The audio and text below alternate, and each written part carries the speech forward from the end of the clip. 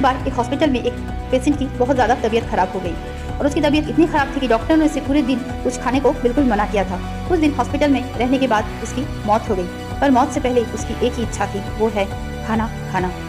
एक बार क्या हुआ कि उसे बहुत ज़्यादा भूख लगी एक दिन, तो उसने जाते हुए एक आया से कहा, मामा मुझे कुछ खाने को दे, मैं तुम्हें कुछ नहीं दे सकती क्योंकि डॉक्टर ने बिल्कुल मना किया है। तो उसने सामने पड़ी कुछ अंडों को देखा और कहा, माँ मुझे अंडा तो दे दो।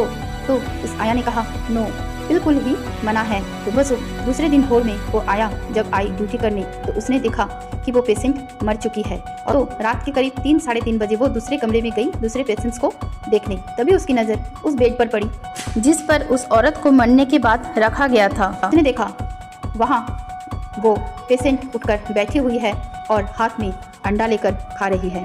तो फ्रेंड्स, ये कहानी बिल्कुल सच है। मेरी ये कहानी अगर अच्छी लगी लाइक शेयर सब्सक्राइब करना। बाय।